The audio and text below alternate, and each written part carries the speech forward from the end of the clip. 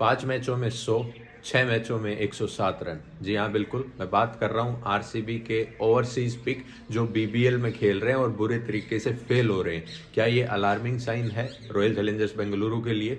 पूरी बात करूंगा मैं आरसीबी के ओवरसीज प्लेयर हाल फिलहाल क्या कर रहे हैं, बाहर की लीगों में क्या कर रहे हैं। SC20 भी आज से स्टार्ट हो गया है, बीबीएल भी चल रहा है। ये पूरी बात करेंगे, वीडियो को अंत तक देखिएगा, लाइक शेयर एंड सब्सक्राइब कर दीजिएगा। जी हाँ, मैं बिल्कुल बात कर रहा था टिम डेविड की, बात कर रहा था जैकब बेथल की। दोनों प्लेयर के बीच में ये फाइट थी कि टिम डेविड पहले खेलेंगे प्लेइंग 11 में या जैकब बेथल पहले खेलेंगे। जो हमने प्लेइंग 11 बताई थी उसमें टिम डेविड को रखा था, जो फिनिशर रोल भी अदा कर रहे हैं। लेकिन टिम डेविड ने 5 इनिंग खेलते हुए, आपके सामने जो स्टेट्स भी दिख रहे हैं उसमें महज और महज जो है ना 100 रन के आसपास 99 रन स्कोर किए हैं टिम डेविड ने, जो कि बिलो पार है।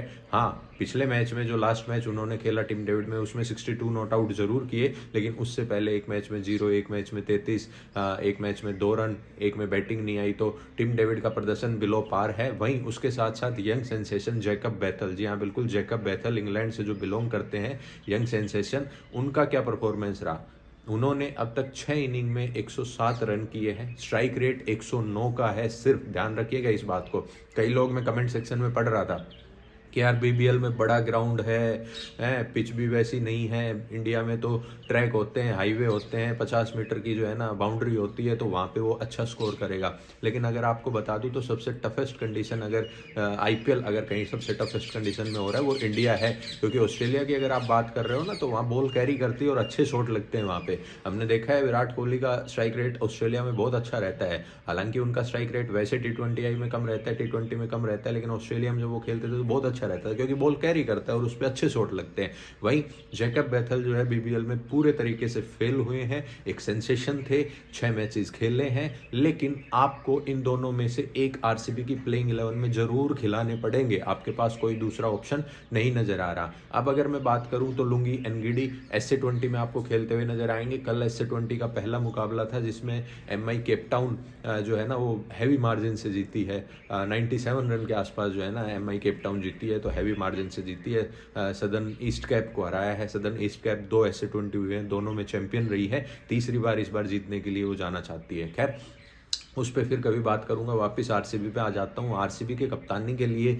जो है ना काफ़ी बातें चल रही थी, तो वहाँ पे विराट कोहली का नाम ये उभर के आया है कि आरसीबी के कप्तान विराट कोहली ही बनते नजर आ रहे हैं। हालांकि unboxing event, we are in January, unboxing event इन्हीं दिनों में, आज शायद 10 जनवरी है, तो 10 मार्च के आसपास जो है आपको आरसीबी का अनबॉक्सिंग इवेंट भी देखने को मिलेगा, जो कि 14 मार्च से जो आईपीएल शुरू हो रहा है उससे 4-5 दिन पहले है।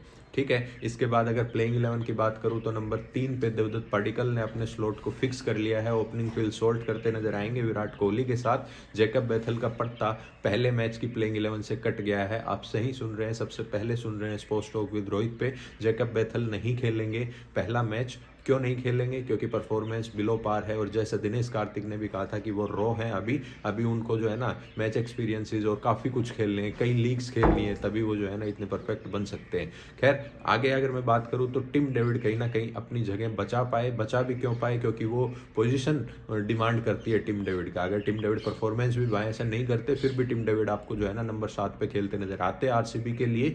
नंबर 1 पे फिल सॉल्ट विराट कोहली, 3 पे देवदत्त पडिक्कल, 4 पे जो है रजत पाटीदार, 5 पे लाइम लिविंगस्टन, 6 पे जितेश शर्मा, 7 पे टिम डेविड और 8 पे कुरनाल पांड्या। तो ये पावर पैक्ट टॉप 8 आरसीबी का है।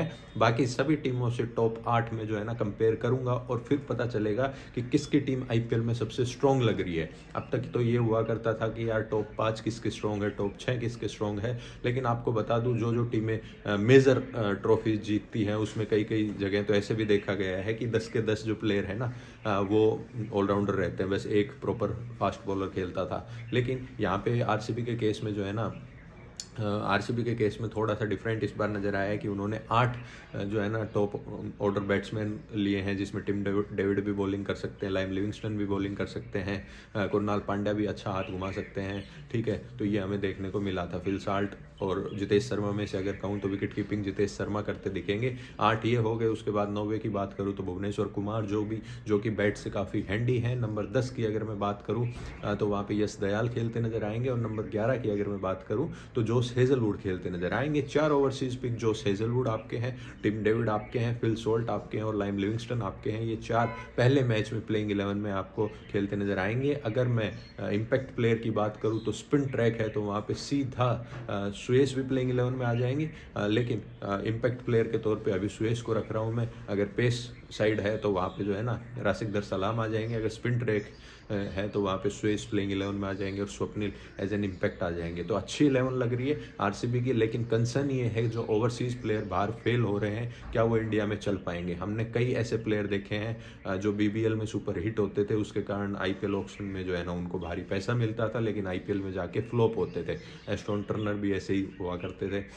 इंडिया के खिलाफ मोहाली में बहुत बढ़िया खेले, 80-82 बनाए, फिर 3 डक राजस्थान रॉयल्स से करे। एक कोई डार्सी शॉर्ट उनका एक तगड़ा बीबीएल सीजन गया राजस्थान रॉयल्स में आके, वो भी फ्लॉप हो गए। लेकिन वहाँ पे अगर फ्लॉप हो रहे तो हम ये मान सकते हैं कि आईपीएल में वो हिट होंगे और टिम डेविड जो है ना वो हिट हो सकते हैं आईपीएल में। और इनका एग्जांपल उन्होंने मुंबई से खेलते टाइम भी दिया है। हालांकि आरसीबी ने टिम डेविड और वनिंदु हसरंगा को सबसे पहले पिक किया था, उसके बाद इनको छोड़ दिया था और हसरंगा को वापस लिया था मेगा ऑक्शन पिछले में। खैर, wishing all the best to Royal Challengers Bengaluru for IPL 2025। अब तक की यही खबर है। जुड़े रहें, बने रहें स्पोर्ट्स टॉक विद रोहित के साथ। और यार सब्सक्राइब बटन ठोको, do like share and subscribe, और उसके साथ साथ बेल आइकन भी दबाएं। बाय बाय, टेक केयर, खुश रहें, आबाद रहें, अहमदाबाद रहें, चाहे फरीदाबाद रहें। नमस्कार, फिर मिलते हैं। अपने माता पिता की इज्जत रखें।